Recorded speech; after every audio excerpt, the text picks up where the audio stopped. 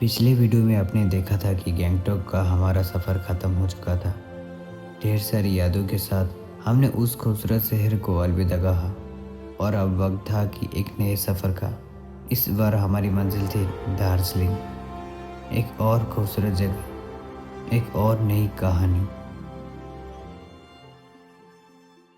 हम दार्जिलिंग के रास्ते पर ही है और यहाँ पर हम मोमो लेने के लिए उतरे हैं, लेकिन यहाँ पर भी व्यू सिक्किम जैसा ही है। दार्जिलिंग का सफ़र जितना ही खूबसूरत था उतना ही लंबा भी। रास्ते भर हमने पहाड़ों के बीच कई शानदार नज़ारे देखने को मिले। हर मोड़ पर ऐसा लग रहा था जैसे कुदरत ने अपनी एक नई तस्वीर दिखा रहा हो। लेकिन इस सफ़र का एक मुश्किल हिस्सा भी था। रास्ते में ट्रैफिक इतना ज़्यादा था कि सिर्फ 5 किलोमीटर का सफ़र तय करने में लगभग 2 घंटे लग जाते थे। इस ट्रैफिक की वजह से हमारा लगभग पूरा दिन ही रास्ते में निकल गया। शाम होते होते आखिरकार दार्जिलिंग हम पहुंच ही गए। थके ज़रूर थे, लेकिन एक नए शहर को देखने की एक्साइटमेंट अभी भी वैसा ही था। सुबह आग खुलते ही जो नज़ारे सामने था उसे देखकर हम कुछ पल के लिए बस खामोश हो गए। बादल इतने करीब थे जैसे हाथ बढ़ाओ और उन्हें छू लो। वो एहसास वाकई अलग था। जल्दी से रेडी होकर हम निकल पड़े जापानीज पीस पकौड़ा की तरफ। वहाँ का माहौल इतना शांत था कि ऐसा लग रहा था जैसे कुछ देर के लिए सारी भागदौड़ रुक गई हो।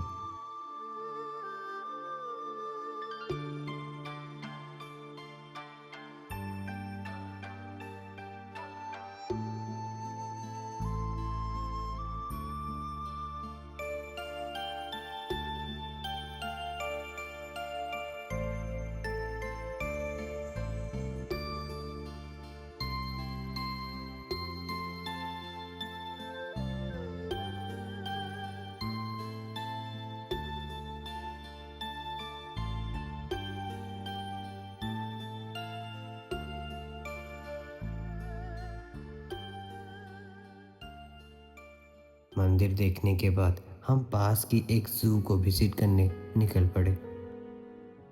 लेकिन वहां पहुंचते ही एक और सरप्राइज हमारा इंतज़ार कर रहा था। भीड़ इतनी ज़्यादा थी कि टिकट लेने के लिए हमें 400 मीटर पीछे जाना पड़ता। तभी किस्मत से हमें 2 लड़कियां मिल जाती है जो कटक से ही थी। उन्होंने हमारी टिकट लेने में बहुत मदद की। उनकी वजह से हमारा काफ़ी वक्त बच गया।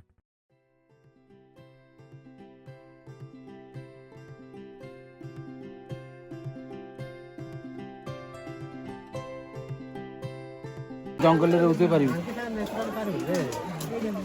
एठी कोन पंजरे बंद हेक रहले ना चापुड़े देबो पंजुदे मारी खाई देई से लियो पट्टा जो अन्नदे ना तो गेज न था तो मासी खाई चलो हाय ब्रो। जू के अंदर हमने कई तरह के जानवर देखने को मिले, लेकिन सबसे मज़ेदार नज़ारा तब था जब हमने एक ऐसा भालू को देखा जो रिवर्स गियर पर चल रहा था। थोड़ी मस्ती मजाक बातें करके और सभी एनिमल्स को देखने के बाद हम वहाँ से निकल पड़े दार्जिलिंग की मशहूर टी गार्डन की तरफ। पहाड़ों के बीच दूर दूर तक फैली हरी चाय की बगीचा देखकर ऐसा लग रहा था जैसे कुदरत ने पूरी वादी को हरे रंग से सजा दिया हो। हमने सोचा कि टी गार्डन आ ही गए हैं तो घर के लिए भी कुछ चाय ले जाते हैं, और तभी अचानक हो जाता है बारिश।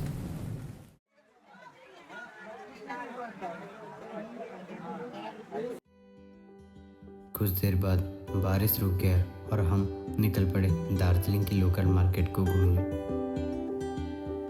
धीरे धीरे शाम रात में बदल गया और इस खूबसूरत एहसास के साथ दार्जिलिंग में हमारा एक और यादगार दिन ख़त्म हो गया।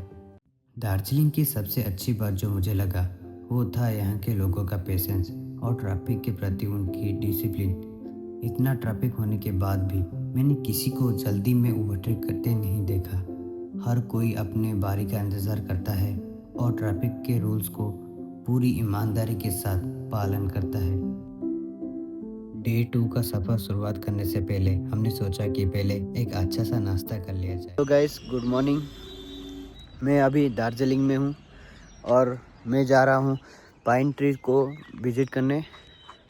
रास्ते में हम रुके हैं मैगी के लिए, क्योंकि ब्रेकफास्ट हमारा सुबह सुबह मतलब होता नहीं है होटल में, तो हम रुकेंगे एक साइड में। ये एक साइड सीन है, यहाँ का व्यू देखो। मतलब आप जहाँ भी रुक जाओ ना, वो जगह बहुत ही खूबसूरत है। ज़रा एक बार देखो, नज़ारे तो मिलाओ।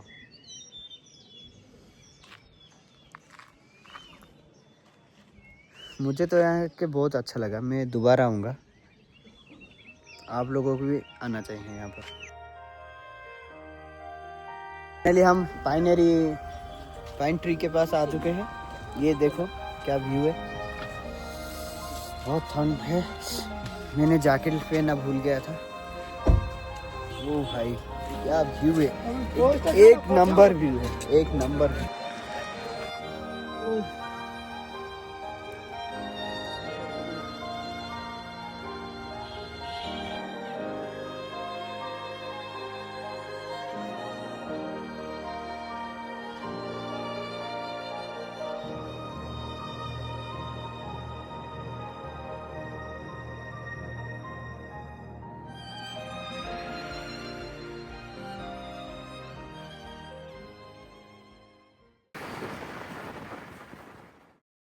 कुछ देर सफ़र के बाद हम नेपाल बॉर्डर के पास मौजूद मेरिक लेक पहुंच गए।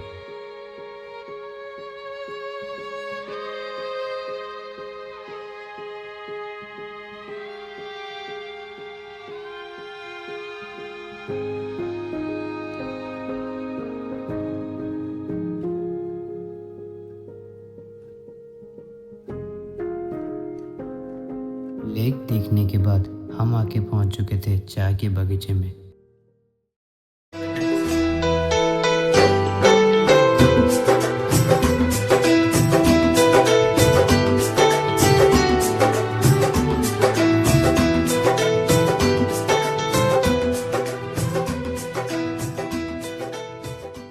और इसी के साथ हमारा ये खूबसूरत सा सफ़र अपने आखिरी मोड़ पर आ गया।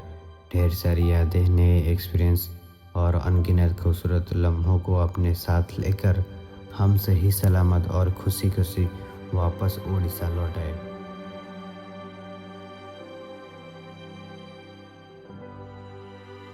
मिलते हैं एक और नए सफ़र, एक नई जगह और एक नई कहानी के साथ। तब तक के लिए अलविदा दोस्तों। ओके, हमें फाइनली भुवनेश्वर आसी पहुंच गलु। थैंक्स। जय